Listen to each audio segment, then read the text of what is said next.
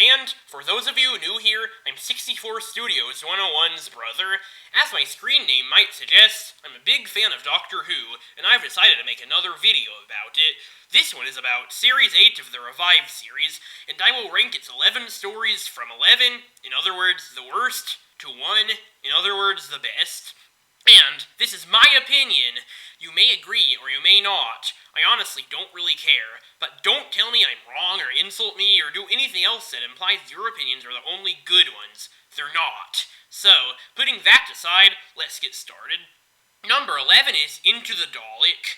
This episode was about what it was advertised as being, an adventure inside a Dalek. And to be honest, before it came out, I kind of expected this one either to be really, really good or really, really bad. Turns out it was neither, but in my opinion, it was definitely closer to the really, really bad side. To be honest, I don't know why. There is nothing particularly horrible here. The ideas are at worst okay, and there are some pretty good scenes, but I don't know, this one didn't do it for me. I guess it was just a bit boring. There's only so much you can do with the Doctor and Clara going inside a Dalek. Also, I sort of found it a bit hard to believe that a Dalek has so many features inside. Why is it even possible for a miniaturized human to explore the whole thing? Is it a lucky designing coincidence? Oh, and there are also apparently Dalek antibodies that fight off anything that goes in a Dalek. Where were they during the Movellin virus outbreak? Well, I guess maybe they were put in because of that incident, but even putting that aside, the whole damaged Daleks have emotions thing sort of makes me wonder why the Doctor can't, purposefully alter the Daleks' technology to stop them from being intent on killing everyone in sight. But despite what I may sound like, I don't exactly hate this episode, I just don't like it very much. Number 10 is Time Heist. This one had a pretty good premise, the Doctor having to rob a bank, but unfortunately, it wasn't as good as it could have been. For one thing, the characters introduced in this story, while not necessarily bad, feel extremely cliched. I guess maybe that's kind of the point, but intentional cliches are still cliches. That's not my only complaint either. The non-linear nature, which allowed the episode to constantly cut past things we wanted to see, was extremely grating, and there was quite a bit of completely pointless scenes. And the timey-wimey plot twists would be sort of fun if they didn't do the same thing in every second story from the past 5 years. That said, it was a good enough premise with some potential, and while not very much of it was used, we did see a bit of it. Also, I don't know if I was the only one, but I kind of liked seeing the memory worms again. Oh, and the projections of pteroleptals, Sensorites, Absalom Doc, and more obscure characters got me pretty excited. Number 9 is Listen.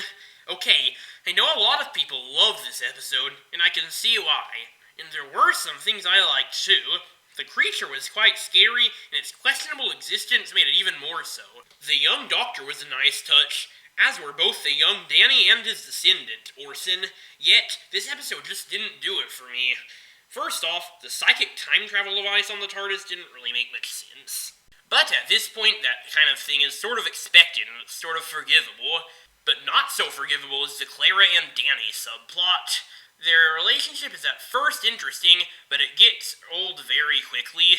This episode also sort of began the whole Doctor and Clara basically only tell lies to each other thing, which also gets extremely annoying. And to be honest, the episode was a bit slow here and there. It may not be terrible, but it's not great either.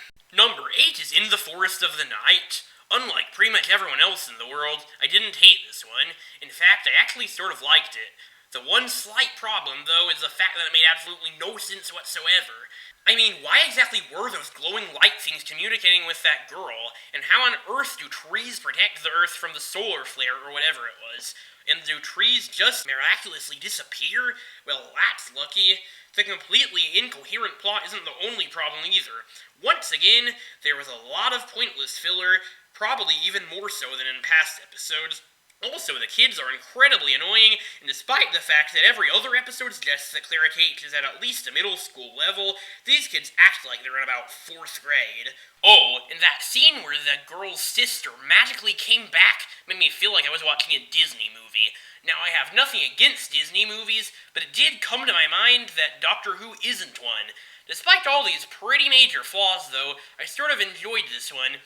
The fun yet mysterious atmosphere is mostly responsible, and it's a bit of a disappointment that it wasn't really resolved in a comprehensible way. Still, while I wouldn't call this a good episode, I'd certainly be willing to watch it again. Number 7 is The Caretaker. This episode I actually liked, but I didn't love it. On the bright side, it's fun to see the Doctor play the role of a school caretaker. Some scenes may be a bit awkward, but his correcting Clara about the dates of a novel was pretty hilarious, and it's also funny that he expected Clara not to recognize him in a new coat. Danny is okay here too, and it's pretty funny when the Doctor assumes another man is Clara's boyfriend and approves of him for the simple reason of his resemblance to the 11th Doctor. On the not-so-bright side, though, the Skovac Blitzer, while not a bad idea, was not particularly interesting. I know the idea of it wasn't exactly to be the focus of the story, but still, I honestly think the writers could have tried harder with it.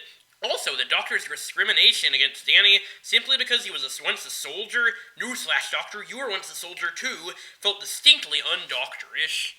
Obviously, that's kind of the point, but it still felt a bit off.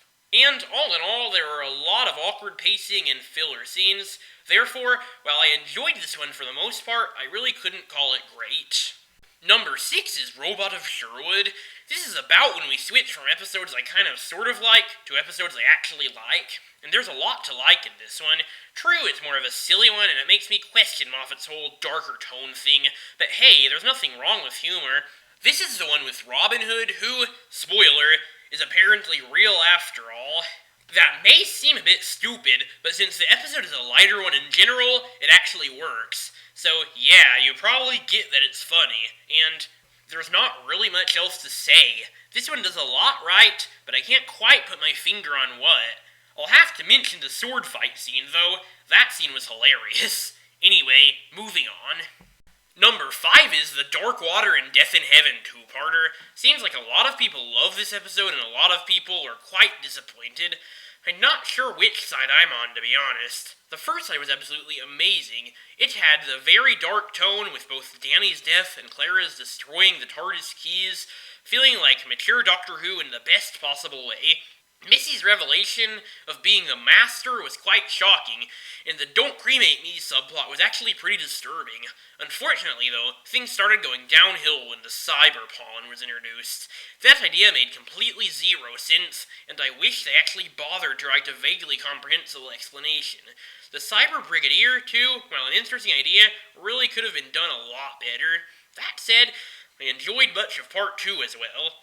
It had some great action, and the unit scenes were pretty well done. I liked the invasion-style cyberhead too, and so, while it could have made a bit more sense, it could have made a lot more sense, I definitely recommend this story. Number 4 is Deep Breath. This was the first episode of Series 8, as well as the 12th Doctor's first full story. It does a great job of introducing this new Doctor, as well as being a good episode in general. The much-loved Paternoster gang makes a return here, helping establish a sense of continuity despite the radically different main character. And, because there will still be some fangirls whining about how Doctor Who is ruined now, only Matt Smith is a real Doctor, the Doctor can't be old, BBC, you stink, and more garbage like that. Well, just shut up, you're wrong. But because you might be watching 2 for whatever reason, they put in a little subplot for you to relate to. Yep, I'm referring to Clara's complaints of the same nature with the BBC insult omitted for some mysterious reason, although I guess that helps all the Matt Smith fangirls get used to this new man. It bugs me quite a bit, considering that Clara has already apparently seen every past incarnation of the Doctor. Why is she just suddenly unfamiliar with the concept of other Doctors? Okay, I have a couple more complaints before we get to how great it is. First off, the dinosaur, well, kinda cool, didn't really need to be there. They could have found either a better use for it, or a better way to set the story up, preferably both. And one more complaint, the Matt Smith cameo. It felt like a scene put in solely to cater to the fangirls. Whether you like it or not, fangirls, it's not Matt Smith's show anymore, and if you can't accept that, it's not your show anymore either. Having said all that, it somehow still manages to be a good episode. The Half-Face Man is a wonderfully creepy villain, especially with his visible eye. He's disgusting in just the right way. I enjoy the cafe scene as well, with the other robots being nearly as creepy as their master. The callback to the clockwork droids was a good touch too, although I'm sure it will result in some of the fangirls whining about when Doctor Who is good. The mysterious nature of the half-face man's fate was a clever touch too. Definitely a promising start to a season, and it was fun to watch on the big screen too. Number 3 is Kill the Moon. Yes, I know what some of you are thinking. The one where the moon is an egg? What? You're an idiot! Your opinions are all invalid, and you deserve to leave all things related to Doctor Who fandom for the rest of your life. Please shut up, and bear with me. I hated that part as much as you did, but that doesn't change how great the rest of the episode was. True, there is some dodgy science here and there, but it's no dodgier than the science in any other Doctor Who story.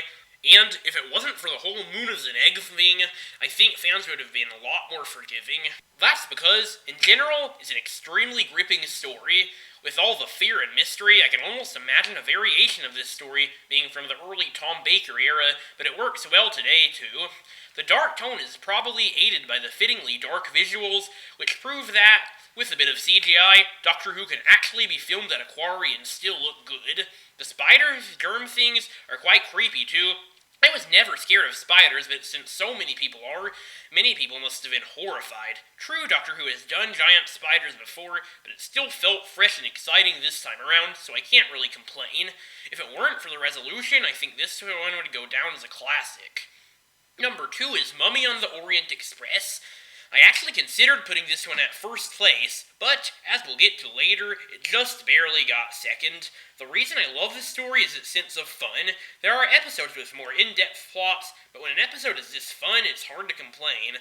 The characters are wonderful here, particularly Perkins. It's hard to say what's better, his writing or his acting. Either way, he'll forever be remembered as one of the best one-off characters, unless, of course, they bring him back, which I wouldn't complain about either.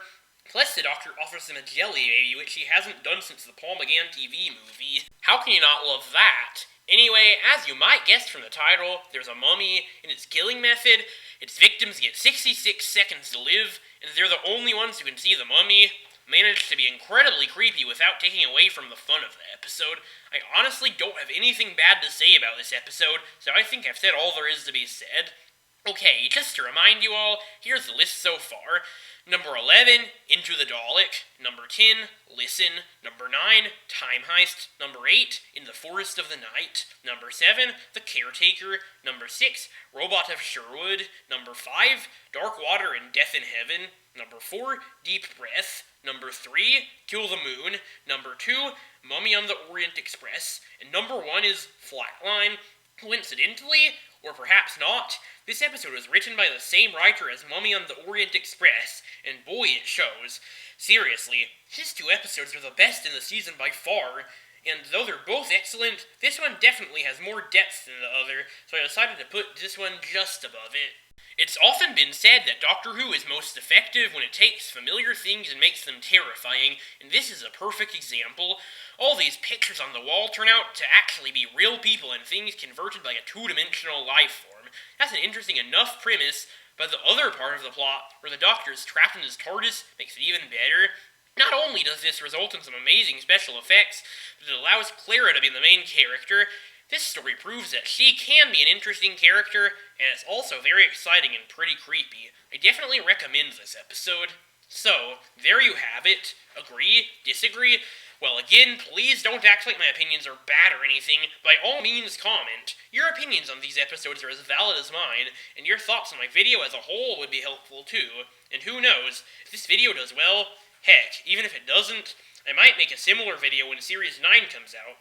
But for now, I hope you like this video, and please remember to subscribe to this channel for more great videos. Until those videos come, goodbye.